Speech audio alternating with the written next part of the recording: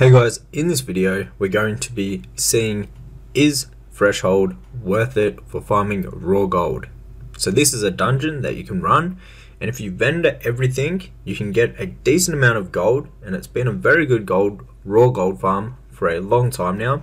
Let's see how it still is, because I've heard people saying that it's been nerfed or that it's different to when they used to do it, or some people even saying that it's better than before.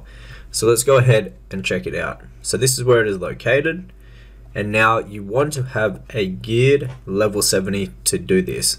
The more gear that you have, the quicker that you're going to be able to kill the mobs, making your runs quicker, so you can complete all 10 runs within the quickest amount of time. So you obviously want to have a druid.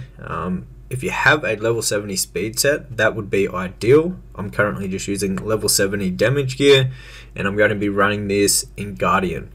The mobs can do a decent amount of damage. This is why you have to be geared, because you're going to be pulling big amounts of mobs.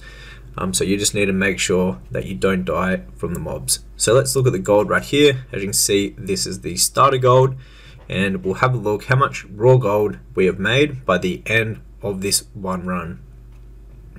Now take into consideration that you can do 10 runs per hour, so we'll also give you the maths for how much you would make from doing the 10 runs. Each run should only take you under 5 minutes to do. The way I do it and like to do it is actually including the bosses, because their drops vendor for a decent amount of gold.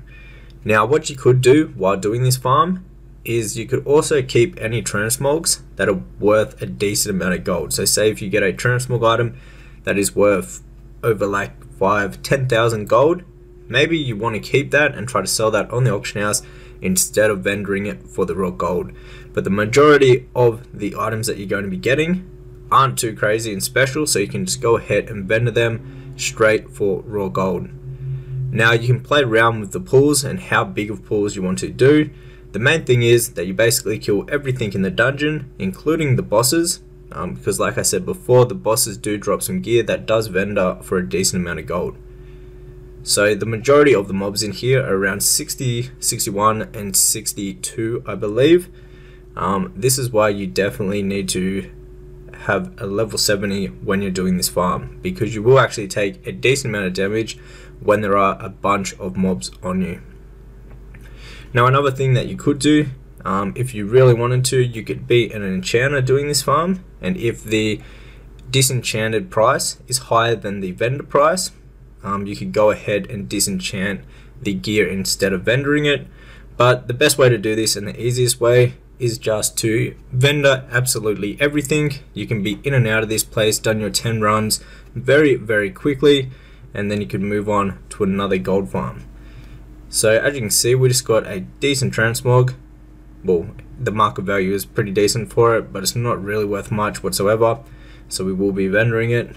And then once you get up to the final boss, once you've cleared all the mobs and looted up, what you're going to want to do is vendor everything that you've got, or you can wait till after like all 10 runs. And what you're going to do is you're going to dream walk out of the spot, out of the dungeon if you're a druid, and then dream walk back into the start of the dungeon. So we just finished up the run and we got 928 gold after selling all of the items that we looted in the dungeon.